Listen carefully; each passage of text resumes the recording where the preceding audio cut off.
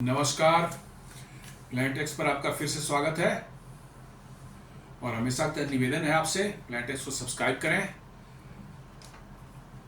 हमारे वीडियोस को लाइक करें, फ्रेंड्स एंड फैमिली के साथ जरूर शेयर करें और बेल आइकन दबाना बिल्कुल नहीं भूलें।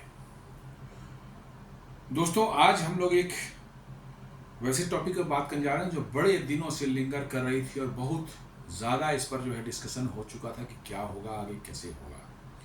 बेसिकली ये है हिंदुस्तान एरोनॉटिक्स लिमिटेड और जनरल इलेक्ट्रिक के बीच में F414 इंजन का जो एग्रीमेंट होना है उसके बारे में। दरअसल ये F414 इंजन जो है ये हिंदुस्तान एरोनॉटिक्स द्वारा बनाए जा रहे तेजस मार्क 2 या तेजस MK2 में लगने वाला ये इंजन है और ये 98 किलो न्यूटन का ये इंजन है। बहुत ही रिफाइंड इंजन है। दुनिया में बहुत से प्लेन्स में हवा जहाज, लड़ाकू जहाज में इस्तेमाल होते हैं। इवन अमेरिका के भी सुपर हॉर्नेट प्लेन्स जो आप देखते हैं नॉर्मली, उनके एयरक्राफ्ट कैरियर्स जो उड़ते हैं उन सबों में यही इंजन लगा हुआ है F414। बहुत ही कैपेबल और बहुत ही रिफाइंड इंजन है और काफ़ी दिनों से बन रहा है। उसकी परफॉर्मेंस पर किसी तरह की कोई उंगली नहीं उठती। तो हिंदुस्तान एरोनॉटिक्स लिमिटेड ने जो है इसी इंजन को चूज़ किया था कि हम लोग इसी के अराउंड जो है बनाएंगे तेजस MK2, क्योंकि कोई भी हवाई जहाज, लड़ाकू जहाज आप बनाते हैं वो पहले आपको इंजन फाइनलाइज करना पड़ता है।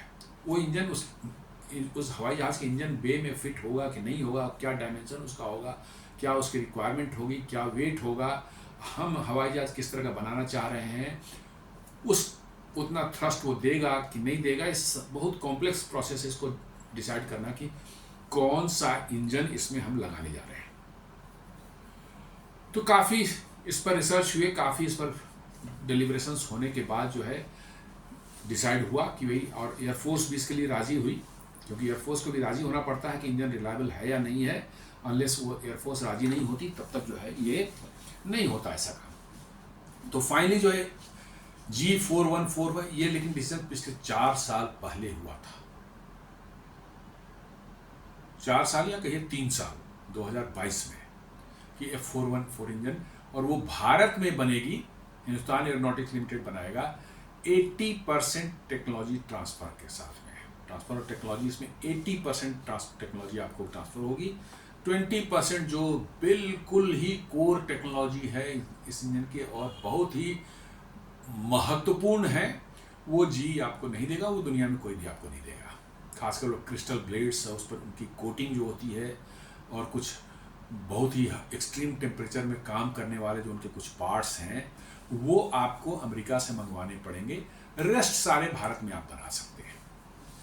भारत में आप वेंडर्स चूज कर लें, डेवलप कर लें, वो आपके लिए बना देंगे और आपको इस्तेमाल 80% ऑफ द टेक्नोलॉजी आपको मिलेगी और करीब करीब वही 80% आप कह सकते हैं कि ये जहाज जो इंडिजिनस होगा, ये आपका इंजन इंडिजिनस होगा।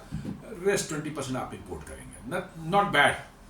यदि 80% टेक्नोलॉजी को भी हम एब्जॉर्ब करने में सक्सेसफुल हो गए तो ये अपने आप में बहुत बड़ी चीज़ होगी भारतीयों के लिए, जो है भारतीय इंजीनियर्स और टेक्नीशियंस के लिए जो है। तो ये एक न्यूज़ थी, इसी पर आज थोड़ा डिस्कस करते हैं, क्योंकि ये बहुत जिनों जिसका बहुत लिंगर कर रहा था। दोनों हिंदुस्तान एरोनॉटिक्स और जनरल इलेक्ट्रिक के बीच में इस पर हो चुका था बातचीत, एग्रीमेंट भी हो गई थी, फिर बाद में डिले होने के थोड़ा लेट हुआ फाइनल होने में, तो अब वो पैसे का थोड़ा सा हो गया है। तो इनके बीच में एक लाइसेंस एग्रीमेंट जो है वो हो चुका है मैन्युफैक्चरिंग का। सिर्फ अब कुछ कॉमर्शियल्स जो हैं कि क्या कॉस्ट होगी, क्या हिंदुस्तान एरोनॉटिक्स जी को देगा वगैरह वगैरह, इस पर बात होना है। और ये जो हिंदुस्तान एरोनॉटिक्स लिमिटेड जो कह रही है कि हम लोग बिल्कुल फिनिश लाइन के पास पहुंच चुके हैं और हम लोग मार्च 2026 तक जो है फाइनल कर लेंगे और उसके बाद जो है उसका इंजन का प्लांट जो है भारत में लगना शुरू हो जाएगा। ये है। तो आइए इसको जानते हैं आगे क्या होना है। थोड़ा तेजस MK2 एयरक्राफ्ट को हम समझ लें कि क्या ये है। इसमें जो इंजन लगने वाला है वो F414G INS 6 इंजन है। जैसा मैंने बताया कि it is one of the very advanced engines, बहुत ही रिलायबल और बहुत ज़्यादा तादाद में जो है ये कॉम्बैट एयरक्राफ्ट में इस्तेमाल किए जाते हैं दुनिया के में जो है ये इस्तेमाल होती है। आपको स्वीडन के ग्रिपेन ई जो है उसमें भी लगता है ये। देन अमेरिकन नेवी के पास जो है आपको सुपर हॉर्नेट्स हैं उसमें भी ये इस्तेमाल होता है। प्लस यही इंजन जो है कोरिया एक बना रहा है हवाई जहाज जो है उसमें भी यही इंजन लगाया जा रहा है। और भारत ने तेजस MK2 में डिसाइड किया है और इनिशियल बैच में कुछ एयरक्राफ्ट 40-50 जो बनेंगे एडवांस मीडियम कॉम्बैट एयरक्राफ्ट के उसमें भी ये लगेंगे। नेक्स्ट के लिए जैसा मैंने बताया था पिछले वीडियोस में जो है कि साफरान के साथ डील हो रही है 110 किलोमीटर का इंजन बनाने के लिए। वो डील भी करीब करीब डिसाइड होगी, शायद अब फाइनल हो जाएगा अगले 2-4-6 महीने में। तो ये काफ़ी इंपॉर्टेंट इंजन है, बहुत बढ़िया ये है। तेजस MK2 एयरक्राफ्ट जो हमारा होगा उसकी जो कॉम्बैट रेंज होगी बहुत ही इंप्रेसिव है। 2500 किलोमीटर 2500 किलोमीटर तक जाके ये मार कर सकता है, फाइट करके फिर वापस आ सकता है। तो 2500 किलोमीटर कॉम्बैट रेंज बहुत अच्छी है। इवन राफेल वगैरह के भी कॉम्बैट रेंज जो है कम ही है, 1700-1800 किलोमीटर ही है। बट यहाँ आपने उसमें 2500 किलोमीटर कॉम्बैट रेंज इसमें दिया है, ये अपने आप में वेरी इंप्रेसिव। कॉम्बैट रेंज ज़्यादा रहने का मतलब है उतनी दूरी तक जा करके आप फाइट करके वापस आ सकते हैं। इसकी मैक्सिमम टेक ऑफ वेट जो है वो है आपको 17,500 किलो। तो बेसिकली जो है ये एक मीडियम वेट एयरक्राफ्ट के कैटेगरी में आता है। लाइट वेट होते हैं, मीडियम वेट होते हैं, हेवी वेट होते हैं। हेवी वेट वाले नॉर्मली 24-25 टन के होते हैं या इवन 30 से ऊपर भी चले जाते हैं, 30-35 टन के भी होते हैं। बट ये 1750-17,500 केजीज का जो है तो ये मैक्सिमम टेक ऑफ वेट है। तो ये एक मीडियम वेट कैटेगरी में ये एयरक्राफ्ट आता है और ये एक सिंगल इंजन एयरक्राफ्ट होने वाला है। इसमें एक सिंगल इंजन लगेगा, डबल इंजन नहीं लगेगा। डबल इंजन के अपने एडवांटेजेस हैं। 2 इंजन रहने से आपको रिडंडेंसी ज़्यादा हो जाती है। इन केस एक इंजन आपको कुछ ट्रबल दे रहा हो तो दूसरा इंजन से आप सेफली वापस आ सकते हैं। लेकिन डबल इंजन में आपके खर्चे ज़्यादा हैं और साथ साथ ऑपरेटिंग कॉस्ट भी ज़्यादा है और मेंटेनेंस एफर्ट्स भी जो है बहुत ज़्यादा लगते हैं, डबल हो जाते हैं। 2 इंजन है मतलब डबल मेंटेनेंस एफर्ट है। सिंगल के अपने फ़ायदे हैं कि कम मेंटेनेंस एफर्ट है, कम ऑपरेशनल कॉस्ट है, लेकिन रिडंडेंसी रहने के कारण जो रिलायबिलिटी थोड़ी कम है as compare to double engine वाले से। लेकिन जैसा मैंने बताया G414 इंजन जो है बहुत ही रिफाइंड और बहुत ही मजा हुआ इंजन है। ये काफ़ी दिनों से इस्तेमाल हो रहा है, तो इस बात को ध्यान रखते ये चूज़ किया गया कि नहीं ये इंजन सिंगल भी हो तो इसमें रिस्क फैक्टर जो है इट इज़ वेरी लेस। इसलिए इसको डिसाइड किया गया कि चीपर होगा, मेंटेनेंस एफर्ट कम लगेगा, लेस मतलब कि आपको जो है ऑपरेशनल कॉस्ट होंगे और रिलायबिलिटी भी ऑलमोस्ट डबल इंजन के बराबर का देगा। एकदम नहीं कर सकते बट थोड़ा सा उसी के आसपास रहेगा। इसकी मैक्सिमम स्पीड जो हो सकती है वो है 2385 किलोमीटर पर आवर, जो कि करीब करीब 1.8 मैक के बराबर है। राफेल वगैरह का भी वही 1.8-1.9 के आसपास में ही है, तो राफेल से कम नहीं है, ये ऑलमोस्ट उसी के आसपास का है। और it will be A 4.5 generation aircraft जिसमें कि बहुत ही एडवांस सेंसर्स और हथियार जो हैं लगे होंगे, एवियोनिक्स भी टॉप क्लास की होगी, इसलिए ये इसको 4.5 जनरेशन के एयरक्राफ्ट में रखा गया, कैटेगरी में रखा गया है।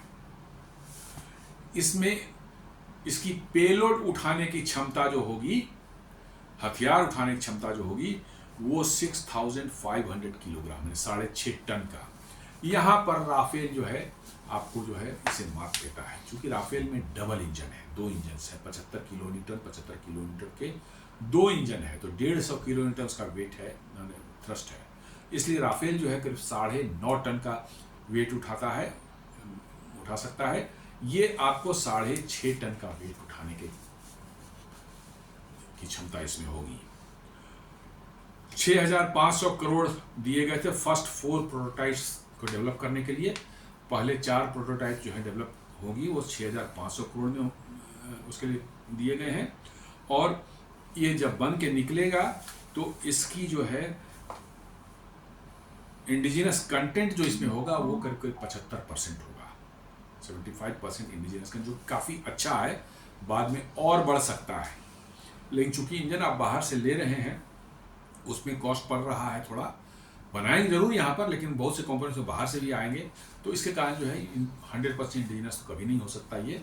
लेकिन 75% भी ये स्टार्टिंग से भी होता है, इट इज़ एक्सट्रीमली गुड।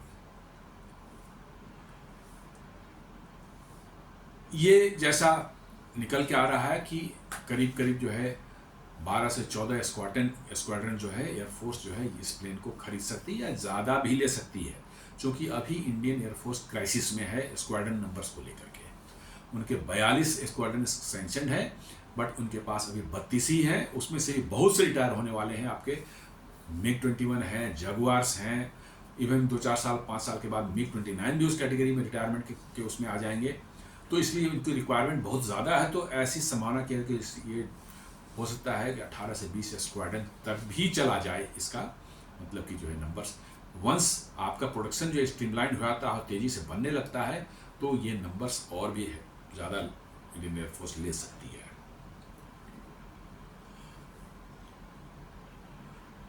जैसा मैंने बताया कि ये एक long range and long endurance वाली एयरक्राफ्ट होगी, लंबे दूर तक जाएगी, 2500 किलोमीटर तक मैंने ये कर सकती है।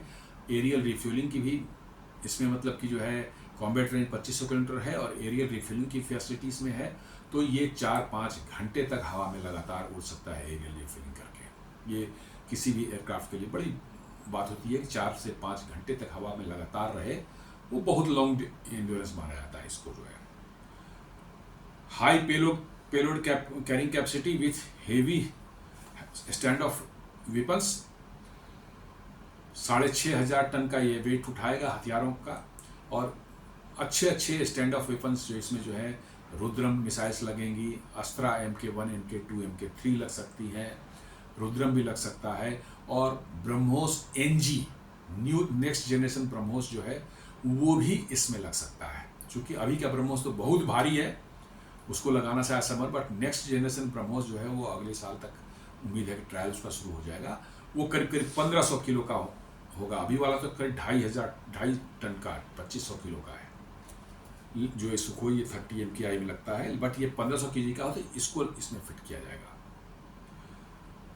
मल्टी रोल कैपेबिलिटीज होगी, ये एयर टू एयर भी कैपेबल होगा, एयर टू ग्राउंड ऑपरेशंस भी कर सकता है, और एयर टू सी भी, शिप्स वगैरह पर भी अटैक करने की कैपेबिलिटी जो है इसमें होगी। Heavy precision guided weapons with A stand of range more than 100 kilometre, जैसा मैंने ब्रह्मोस NG वगैरह लगेगा, तो वो आपको very long stand of distances को फायर करने की कैपेबिलिटी देने वाला है। इसमें यूनिफाइड इलेक्ट्रॉनिक वारफेयर सूट लग रहा है, जो इसको प्रोटेक्ट करेगा दुश्मन के कंटेस्टेड एयर स्पेस में। ये उनके सिग्नल्स को जैम कर सकता है, रडार्स को जैम कर सकता है, और अपने आप को प्रोटेक्ट कर सकता है। रडार वार्निंग रिसीवर भी इसमें लगे होंगे, और मिसाइल अप्रोच वार्निंग यूनिट भी इसके अंदर में लगा हुआ होगा। कोई इस पर अटैक हो रहा है मिसाइल से, तो उसको वार्निंग पहले मिल जाएगी, और काउंटर मेजर्स जो है लिए जा सकते हैं उसको डिफीट करने के लिए जो है। नेट सेंट्रिक वारफेयर कैपेबिलिटीज में होगी। डेटा लिंक, बहुत हाई लेवल का डेटा लिंक इसमें रहेगा, जिसके कारण ये ग्राउंड से और एयर में अपने साथ उड़ने वाले अन्य वायुसेना के जहाज़ों के साथ जो है ये कम्युनिकेट कर सकता है, डेटा एक्सचेंज कर सकता है। इसमें बहुत एडवांस जो है गैलियम नाइट्राइड बेस्ड जो है आपको रडार्स लगेंगे, जो कि बहुत ही लॉन्ग डिस्टेंस डिटेक्शन कैपेबिलिटी इसमें देने वाला है।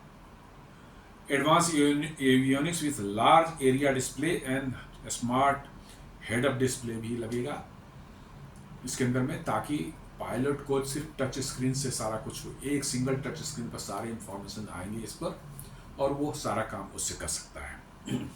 ये पूरी तरह से फ्लाई बाय वायर कंट्रोल्ड होगा, मतलब कि कोई हाइड्रोलिक्स होंगे, जैसे उसके लैंडिंग गियर वगैरह को खोलने और बंद करने, रिट्रैक्ट करने के लिए जो उसमें होगा, बट ऐसे और सारी चीज़ें जो फ्लाई बाय वायर से कंट्रोल होगी। एडवांस सेंसर जैसे AES से रडार्स होंगे, इंफ्रारेड सर्च एंड ट्रैक होगा, जहाँ infrared search and track device लगे रहते हैं नोज पर, और वो 100 किलोमीटर तक जो है बगैर रडार को ऑन किए हुए किसी एयरक्राफ्ट या किसी इस तरह के ऑब्जेक्ट को जो हीट जनरेट कर रहा है उसको डिटेक्ट कर सकते हैं। तो एयरक्राफ्ट के इंजन से हीट निकलती है, तो इसका 100 किलोमीटर तक बगैर रडार के आप किसी भी एयरक्राफ्ट को डिटेक्ट कर सकते हैं। It is very very effective weapon in this days. और multi sensor data fusion capability इसमें होगी। बहुत हाई लेवल की डाटा फ्यूजन करने जा रहे हैं इसमें, जिसमें data coming from different sensors, उनको प्रोसेस करके जो है आप फाइनल डिसीजन लेंगे कि एग्जैक्टली क्या एक्शन लेना है, क्या थ्रेट आपके पास में है और क्या ऐसा टारगेट है। ये अलग अलग सेंसर से जो है जो डेटा आएंगे उनका बहुत हाई लेवल का फ्यूजन इसमें करें। ये बहुत ही एडवांस माने एक कैपेबिलिटी है, सभी लड़ाकू जहाजों में नहीं होता।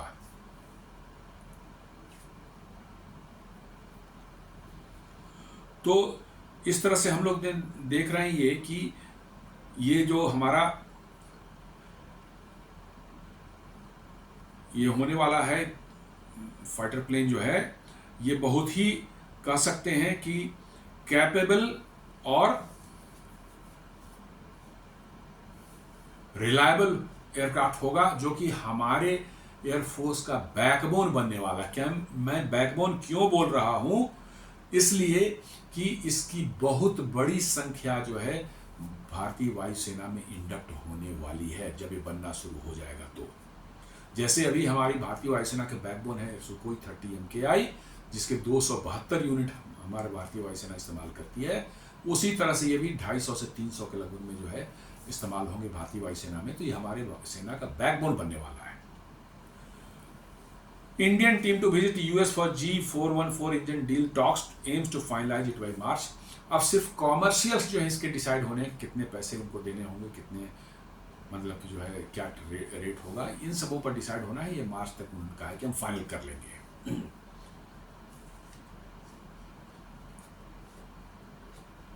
तेजस MK2 का जो है ये इस इंजन के पहले फर्स्ट बैच के ऑर्डर में जो अभी 83 जो तेजस MK2 बनने वाले हैं,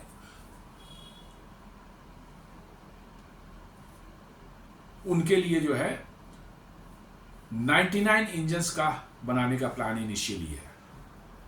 लेकिन उसके बाद जो है और ऑर्डर्स भी जो है मिल सकते हैं इनको बनाने के। जब और ऑर्डर्स वायुसेना देंगी, जैसे जैसे प्रोडक्शन शुरू होगा और भी ऑर्डर्स मिलेंगे, तो ये संख्या और भी 250-300 तक जा सकती है। अभी भारतीय हिंदुस्तान एरोनॉटिक्स लिमिटेड को जो है ऐसे 8 इंजन जो है ऑलरेडी जो है जी कंपनी ने जो है दे रखा है, पिछले साल 2023 में दे दिया था, ताकि जो प्रोटोटाइप बनेंगे उसमें देरी ना हो।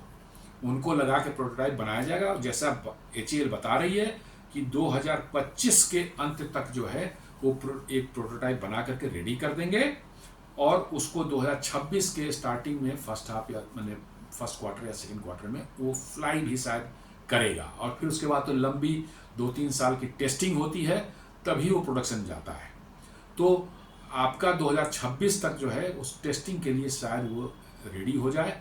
ग्राउंड टेस्टिंग पहले होगी, फिर फ्लाइट टेस्टिंग होगी, और उसके बाद जो है वो एक्चुअल टेस्टिंग जो उसकी जो है एयरफोर्स और इनके जो लोग करते हैं वो करेंगे। वो 2-3 साल तक चलते हैं। बहुत एग्जॉस्टिव टेस्टिंग होती है, वो छोटी मोटी नहीं हो, बहुत ही एग्जॉस्टिव है। बड़ा लंबा समय होता है, बार बार एक ही चीज़ किया जाता है।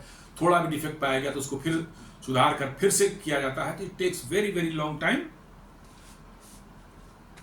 तो ये 2026 के अंत से शायद वो स्टार्ट हो जाए, तो 2-3 साल लगेंगे, मान लेंगे 28-29 तक। तब तक आपके इंजन का प्लांट रेडी हो जाएगा, इंजन बनने लगेंगे, and you will be able to start the real production. ये जैसा मैंने बताया 80% ट्रांसफर ऑफ टेक्नोलॉजी इसमें आ रही है। Local production of critical engine parts, agreement signed, final commercial terms in progress. 99 plan for Tejas MK2 production line HAL जो हो प्रोडक्शन जो होगा वो हिंदुस्तान एरोनॉटिक्स की जो है इंजन डिवीजन बेंगलोर में होने वाला है। ये सम कोर टेक्नोलॉजी जो इसकी है, जो कि बिल्कुल कोर होती में है, बहुत ही एडवांस टेक्नोलॉजी है, जैसे सिंगल क्रिस्टल ब्लेड्स और उनकी एडवांस पाउडर मेटलर्जी के थ्रू जो कोटिंग की जाती है, ये सब बहुत ही सीक्रेट टेक्नोलॉजी जो भी बनाते हैं किसी को शेयर नहीं करते हैं। ये जो है आपको अमेरिका से ही मंगानी पड़ेगी। इसके साथ साथ जो है सर्टेन हाई टेम्परेचर एलॉयज में still come from the US initially. तो जैसा मैंने बताया, सिंगल क्रिस्टल टरबाइन ब्लेड्स, उनकी कोटिंग का जो है पाउडर मेटलर्जी टेक्नोलॉजी जो है वो, और सर्टेन हाई टेम्परेचर एलॉयज में still come from the US. तो जैसा मैंने बताया 80% आपको मिल जाएगा, 20% चीजें अभी भी वहां से आपको इंपोर्ट करनी पड़ेगी। 2025 के एंड तक जो है रोल आउट करने का उन्होंने कहा है कि हम करेंगे, और उसके बाद टैक्सी ट्रायल्स होंगे, और कहते हैं मार्च 2026 तक जो है वो फर्स्ट फ्लाइट ये एयरक्राफ्ट लेगा। ये बहुत ही ज़्यादा एम्बिशियस टारगेट है, मेरा अपना मानना है। जो एयरक्राफ्ट अभी तक फिजिकली भी नहीं बना है, उसको 2026 मार्च तक जो है ये कह रहे हैं कि फ्लाइट टेस्ट करेंगे, पहला फ्लाइट लेगा। ये बहुत ही ज़्यादा एम्बिशियस है। Let us keep our fingers crossed, क्या मार्च 26 तक हो जाता है कि नहीं।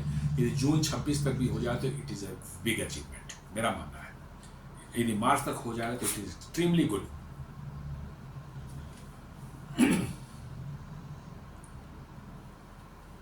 पहले की न्यूज आई है कि IF induction of Tejas mark 1A delayed further as engine issues persist from US। ये दूसरे एयरक्राफ्ट के बारे में है जो अभी बन रहा है, उसके जस्ट 1-2 यूनिट बन भी चुके हैं। तेजस मार्क 1A, ये 2 जो बन रहा है वो बाद वाला है। ये तेजस मार्क 1A है, जिसमें जी का ही इंजन 404 IN इंजन लगता है।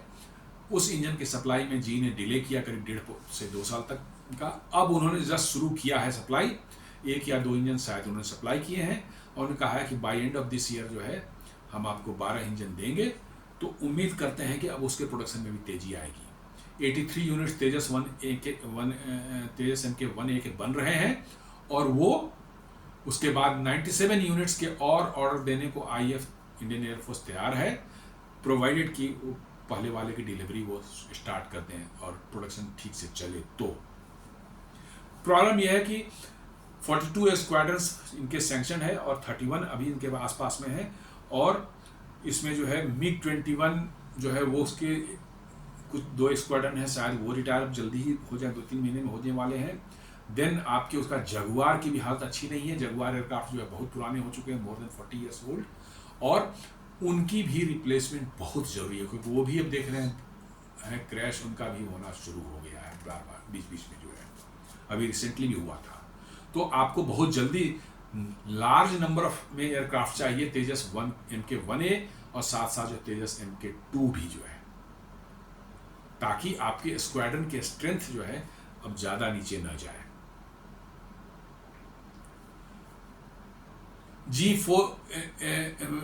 F404 इंजन जो है, जो कि तेजस MK1 में लग रहा है, वो इंडिया में बन नहीं रहा है, वो पूरी तरह से भारत अमेरिका से बना बनाया खरीद रहा है।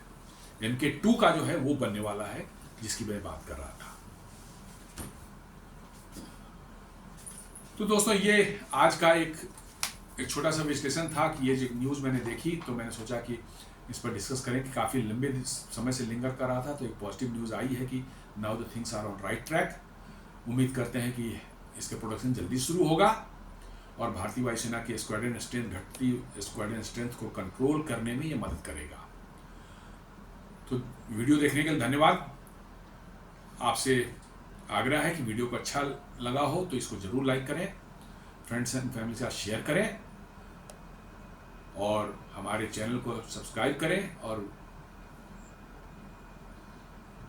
बेल आइकन को दबाना बिल्कुल नहीं भूलें। धन्यवाद।